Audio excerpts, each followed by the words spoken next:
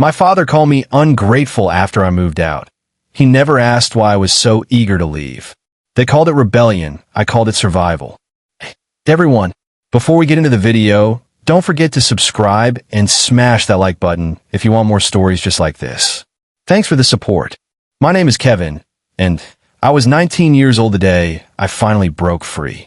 The memory of that day is still crystal clear, not because of the triumph I thought I would feel, but because of the single, crushing word my father used to shatter our relationship. Ungrateful. He didn't yell it. He didn't have to.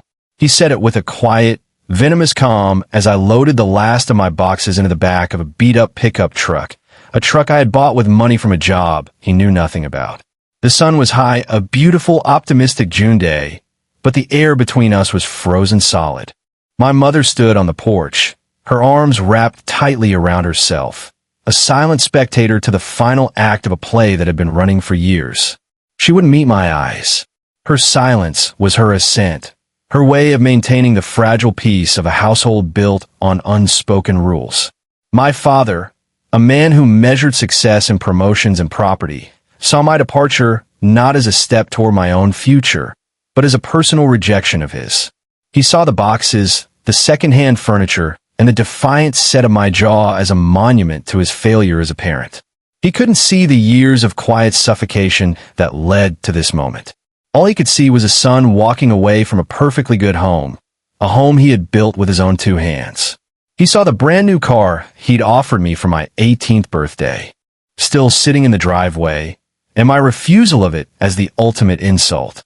He didn't know that the car came with strings attached, with expectations that felt like chains. He just saw the surface, the glossy exterior of a life he had curated, and I was the one smudge on its perfect finish. As I slid into the driver's seat, the worn vinyl groaning under my weight, he took one last look at me. His expression wasn't sadness or even anger. It was a cold, hard disappointment, the kind he had perfected over a lifetime. He turned and walked back into the house without another word, the heavy front door clicking shut behind him, a sound that echoed in my chest long after I had driven away. The rearview mirror showed my mother finally collapsing onto the porch steps, her face buried in her hands. I forced myself to look away, my knuckles white on the steering wheel. To the outside world, I was just another rebellious kid, throwing away a comfortable life for some foolish notion of independence. But they didn't know the truth. They didn't know that I wasn't running to something as much as I was running from everything. To understand why leaving was the only choice I had, you have to understand what it felt like to stay.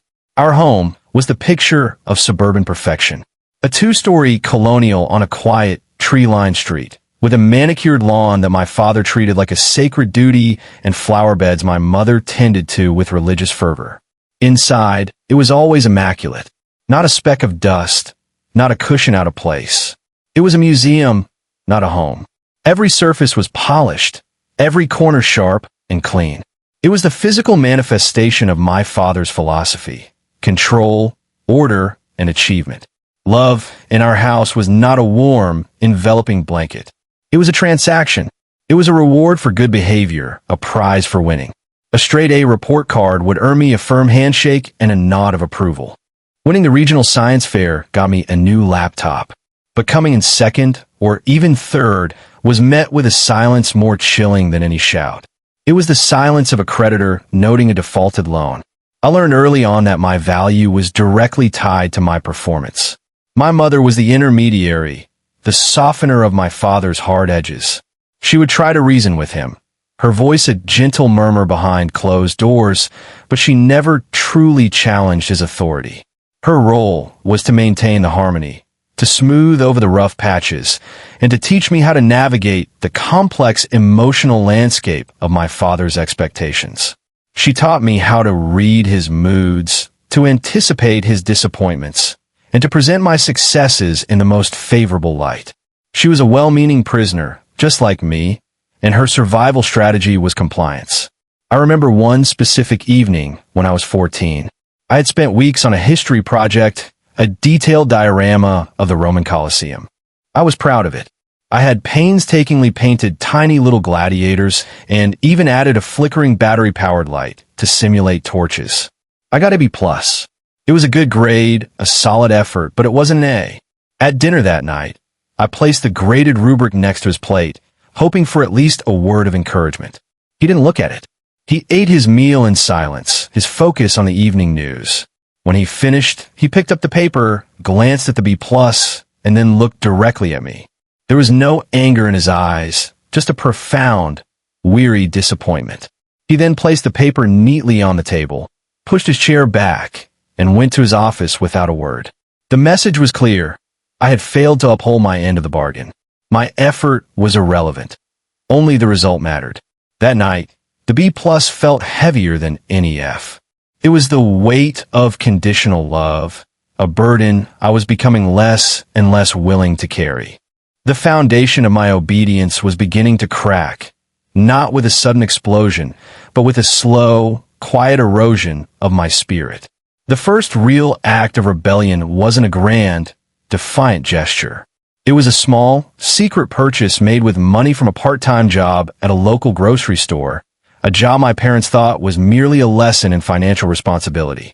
The job was my first taste of freedom, a pocket of time in my week where I was just Kevin, the stock boy, not Kevin, my father's son.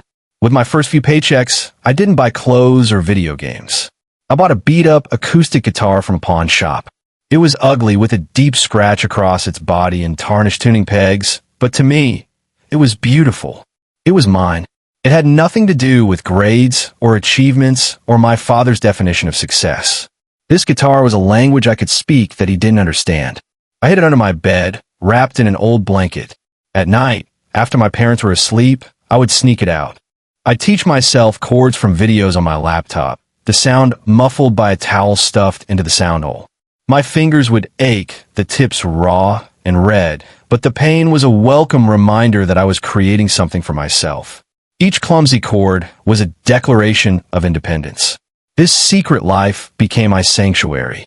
I found a friend at school, a quiet, lanky guy named Marcus who had his own band, and I started going to his house after school under the pretense of studying. There, in his messy garage, surrounded by posters of rock gods and the smell of stale pizza, I could play without fear. We weren't good, not at first.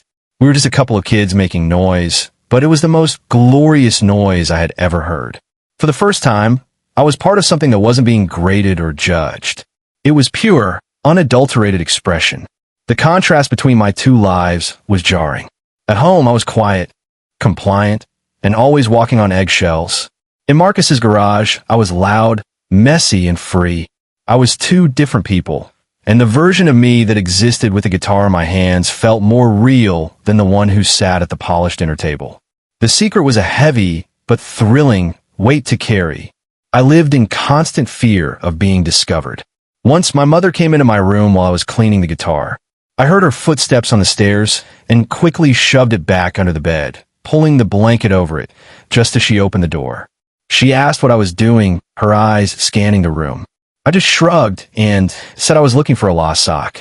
She gave me a strange look, a flicker of suspicion in her eyes, but she let it go.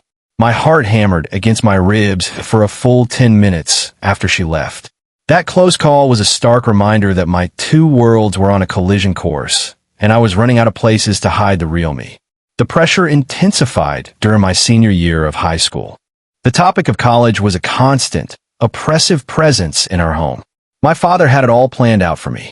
He wanted me to attend his alma mater, a prestigious university with a renowned business school. He'd leave glossy brochures on my desk, his handwriting circling pictures of the impressive campus and successful-looking students. He saw me as his legacy, a continuation of his own story of pragmatic success. The thought of it made me feel physically ill. My application to the music program at a state university, a school he would consider a step down, was my silent declaration of war. I filled it out in secret, using the laptop he had given me for a science fair win, the ultimate irony. The conflict culminated on a rainy Saturday in April. Marcus's band had a gig at a small, smoky coffee shop downtown. It was my first time performing in front of a real audience. I was terrified, but I was also more alive than I had ever felt. We were on stage, the lights warm on my face, the scent of coffee and damp wool in the air. We were halfway through our third song when I saw them, sitting at a table in the back, like two ghosts from another world, were my parents. My mother had a hand over her mouth, her eyes wide with shock. My father was just staring, his face an unreadable mask of stone. The music died in my throat. The rest of the set was a blur. I don't remember how we finished, only the feeling of his gaze on me, a physical weight. The ride home was the longest 20 minutes of my life. No one spoke. The silence was so thick it felt like it was crushing me. When we got home, my father finally broke it. He didn't yell. He didn't call me names.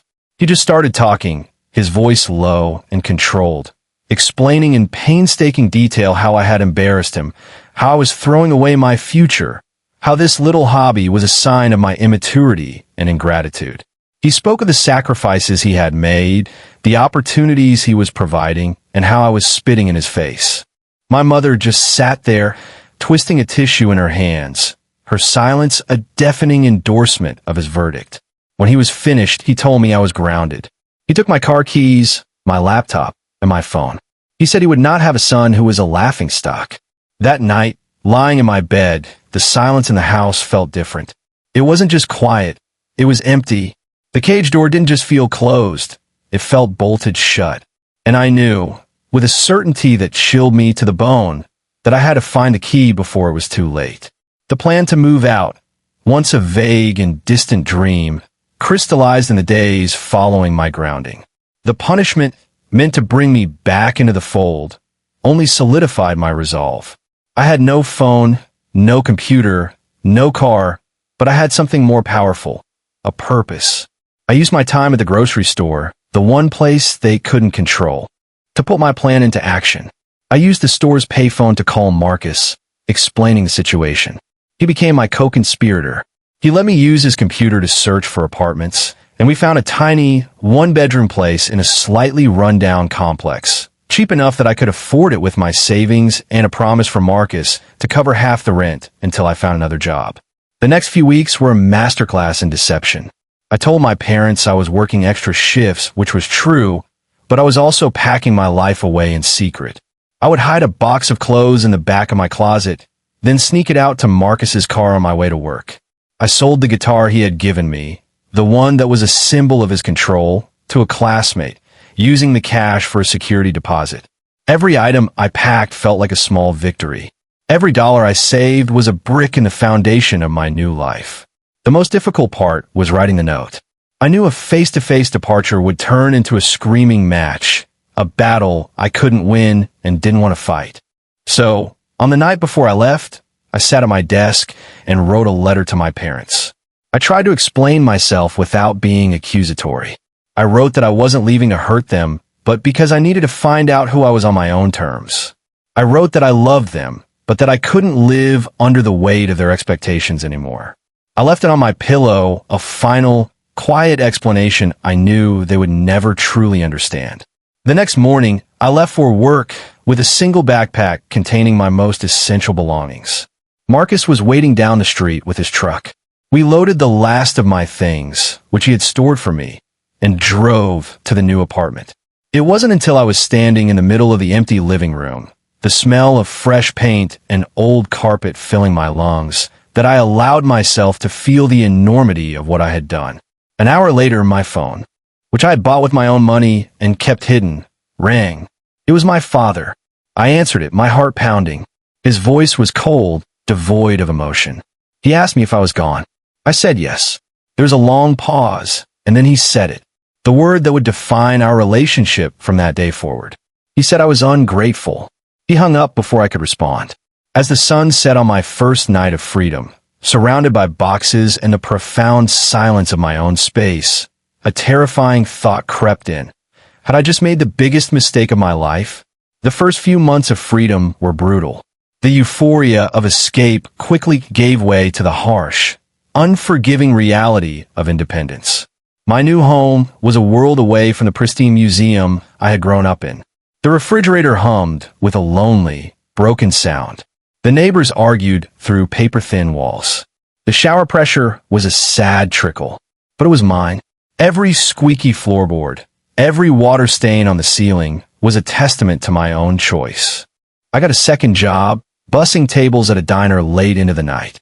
My hands were constantly raw from dish soap and my back ached from being on my feet, but the feeling of cash in my pocket at the end of a shift, money that I had earned for myself, was a kind of high I had never experienced.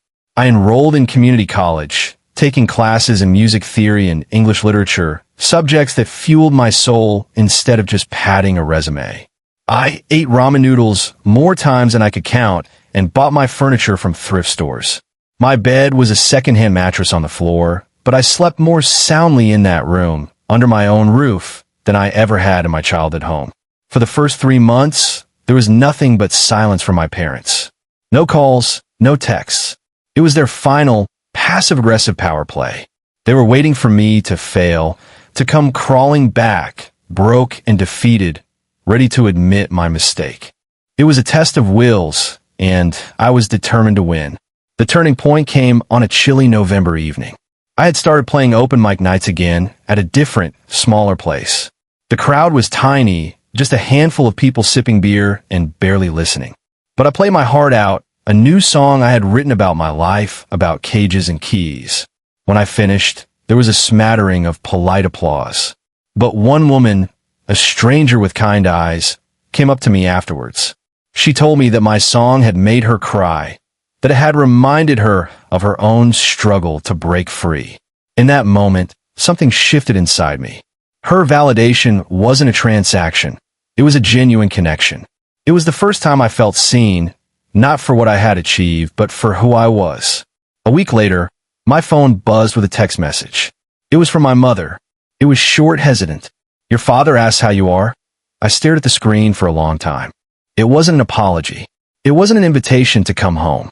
It was a crack in the wall, a tiny fissure in their fortress of disappointment. It was an acknowledgement, however small, that I existed outside of their expectations. I never went back. Not in the way they wanted. Our relationship was forever changed, defined by a careful, fragile distance. But I'd found my own peace. I realized that my father's accusation of being ungrateful was never about me. It was about his own fear, his own rigid definition of a successful life. He couldn't understand my journey because he had never been brave enough to take one of his own. He never asked why I was so eager to leave, but in the end, it didn't matter. I had found the answer for myself, and in doing so, I had finally built a home where my love for myself was unconditional.